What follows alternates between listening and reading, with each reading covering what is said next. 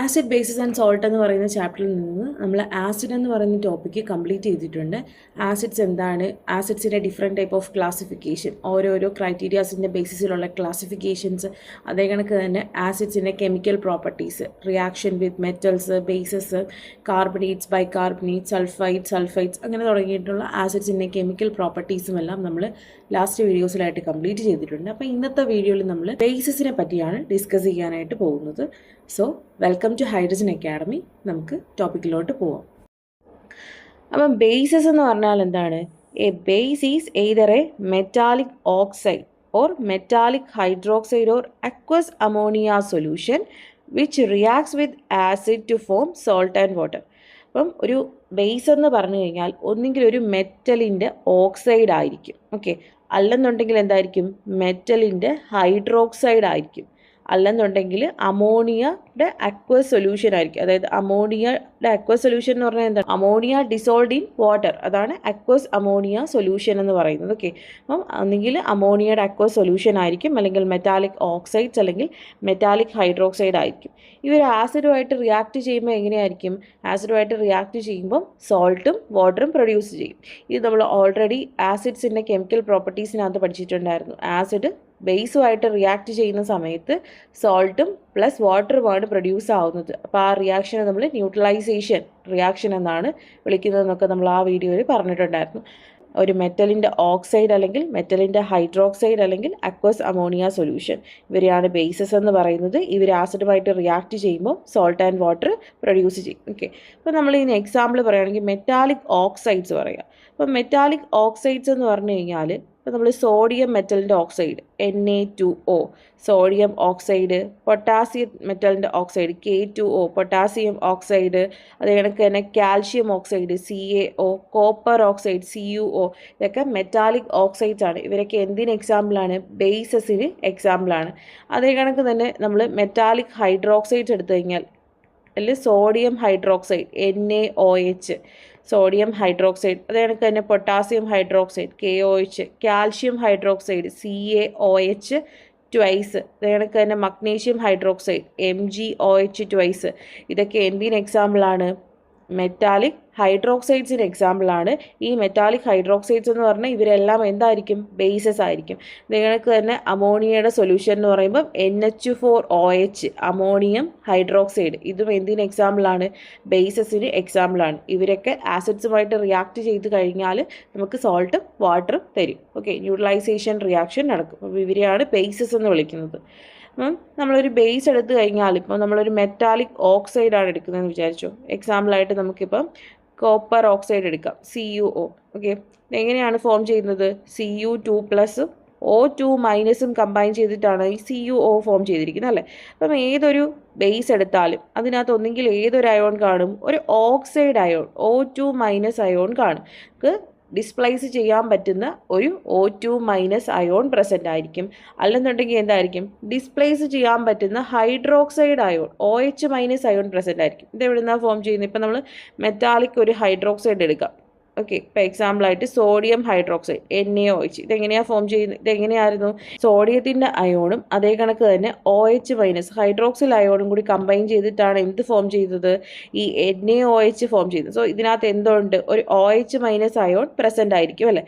അപ്പം ഈ ബേസ് എന്ന് പറഞ്ഞു കഴിഞ്ഞാൽ ഒന്നുകിൽ അതിനകത്തൊരു ഡിസ്പ്ലേസബിൾ ആയിട്ടുള്ള O2- അയോണോ അല്ലെന്നുണ്ടെങ്കിൽ ഒരു OH- അയോണോ പ്രസൻ്റ് ആയിരിക്കും. അപ്പം ഇത്രയും കാര്യങ്ങളാണ് ബേസിനെ പറ്റി ജനറലായിട്ട് പറയാനുള്ളത്.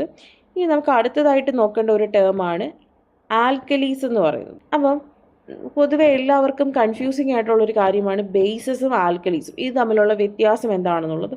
സോ അപ്പോൾ നമുക്ക് ആൽക്കലീസ് എന്താണെന്ന് നോക്കാം.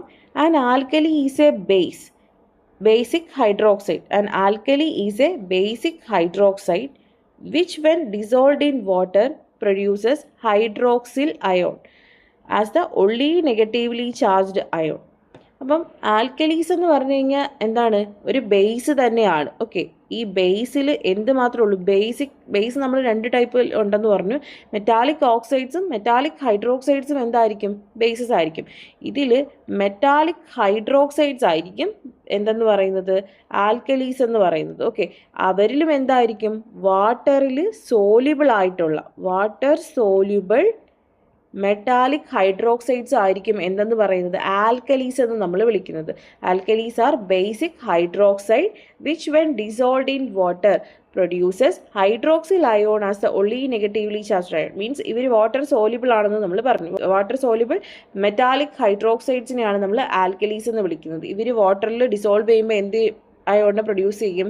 OH മൈനസ് അയോണിനെ പ്രൊഡ്യൂസ് ചെയ്യും. അതായത് ഈ OH മൈനസ് അയോൺ മാത്രമായിരിക്കും ഇവർ വാട്ടറിൽ ഡിസോൾവ് ചെയ്യുമ്പോൾ പ്രൊഡ്യൂസ് ചെയ്യുന്ന ഒരേ ഒരു നെഗറ്റീവ്ലി ചാർജ്ഡ് അയോൺ എന്ന് പറയുന്നത്. അപ്പം ഇങ്ങനെയുള്ളവരെയാണ് എന്തെന്ന് വിളിക്കുന്നത്?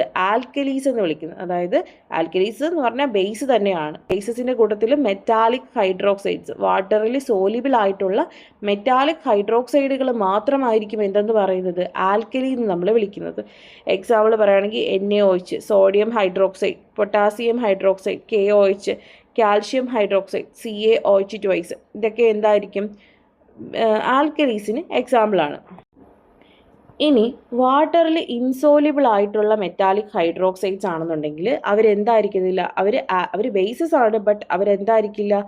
ആൽക്കലീസ് ആയിരിക്കത്തില്ല. ഇപ്പോൾ അതിന് എക്സാമ്പിൾ പറയുകയാണെങ്കിൽ ferric hydroxide FeOH3, aluminium hydroxide AlOH3, CuOH2, copper hydroxide. ഇവരൊന്നും എന്തായിരിക്കത്തില്ല? ആൽക്കലീസ് അല്ല. ഇവരൊക്കെ ബേസസ് ആണ്. ഓക്കെ, ഇവരൊക്കെ മെറ്റാലിക് ഹൈഡ്രോക്സൈഡ്സ് ആണ്. സോ അവർ ബേസസ് ആണ്. പക്ഷേ ഇവർ വാട്ടറിൽ സോലിബിൾ അല്ല. അതുകൊണ്ട് തന്നെ ഇവരെന്തല്ല?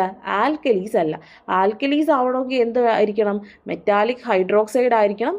എന്തിൽ ഡിസോൾവ് ആവണം? വാട്ടറിൽ ഡിസോൾവ് ആവണം. എങ്കിൽ മാത്രമേ ആൽക്കലീസ് എന്ന് പറയാനായിട്ട് പറ്റത്തുള്ളൂ. അപ്പം എല്ലാ ആൽക്കലീസും എന്തായിരിക്കും? ബേസസ് ആയിരിക്കും. ഓക്കെ, പക്ഷേ എല്ലാ ബേസസും എന്തായിരിക്കത്തില്ല? ആൽക്കലീസ് ആയിരിക്കും. മെറ്റാലിക് ഹൈഡ്രോക്സൈഡ്സ് എന്ന് പറഞ്ഞാൽ പൊതുവെ ബേസസ് ആയിരിക്കും. വാട്ടർ സോലിബിൾ ആയിട്ടുള്ളതായാലും ഇൻസോലിബിൾ ആയിട്ടുള്ളതായാലും മെറ്റാലിക് ഹൈഡ്രോക്സൈഡ്സ് എന്തായിരിക്കും?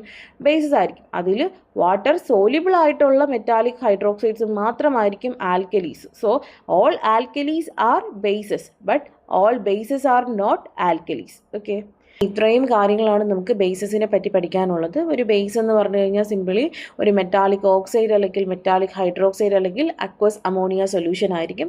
ഇവരൊക്കെ എന്താണ്? ആസിഡ്സുമായിട്ട് റിയാക്ട് ചെയ്യുമ്പോൾ സോൾട്ടും വാട്ടറും പ്രൊഡ്യൂസ് ചെയ്യും. ഇതിനെയാണ് നമ്മൾ ബേസസ് എന്ന് വിളിക്കുന്നത്. ഓക്കെ, അപ്പോൾ നമ്മൾ ജസ്റ്റ് സിമ്പിളായിട്ട് ബേസസ് എന്താണ്, ആൽക്കലീസ് എന്താണെന്ന് സിമ്പിൾ ഡെഫിനിഷൻസ് മാത്രമേ നമ്മൾ ഇന്നത്തെ വീഡിയോയിൽ ഡിസ്കസ് ചെയ്തിട്ടുള്ളൂ. അപ്പം ഇനി വരുന്ന വീഡിയോയിൽ നമ്മൾ ബേസസിൻ്റെ classification based on strength and acidity അത് നമ്മൾ നെക്സ്റ്റ് വീഡിയോയിൽ ഡിസ്കസ് ചെയ്യുന്നതായിരിക്കും. അപ്പം നമ്മൾ ലാസ്റ്റ് വീഡിയോസിലൊക്കെ ആയിട്ട് നമ്മൾ ആസിഡ്സ് എന്ന് പറയുന്ന ടോപ്പിക്ക് കംപ്ലീറ്റ് ചെയ്തിട്ടുണ്ടായിരുന്നു. അത് കാണാനായിട്ട് നിങ്ങൾക്ക് താല്പര്യം ഉണ്ടെന്നുണ്ടെങ്കിൽ നിങ്ങൾ പ്ലേലിസ്റ്റ് ചെക്ക് ചെയ്ത് നോക്കുക. എല്ലാ വീഡിയോസും പ്ലേലിസ്റ്റിൽ ആഡ് ചെയ്തിട്ടുണ്ട്. സോ ഇന്നത്തെ വീഡിയോ നിങ്ങൾക്ക് ഇഷ്ടമായിട്ടുണ്ടെന്നുണ്ടെങ്കിൽ തീർച്ചയായിട്ടും നിങ്ങൾ ഈ വീഡിയോ ലൈക്ക് ചെയ്യണം. അതേ കണക്ക് തന്നെ കൂടുതൽ ICSE related topic wise videos കാണാനായിട്ട് താല്പര്യപ്പെടുന്നുണ്ടെങ്കിൽ തീർച്ചയായിട്ടും ചാനൽ സബ്സ്ക്രൈബ് ചെയ്യണം. അതേ കണക്ക് തന്നെ നിങ്ങളുടെ ഫ്രണ്ട്സിനൊക്കെ ചാനൽ ഷെയർ ചെയ്ത് കൊടുക്കുക. താങ്ക്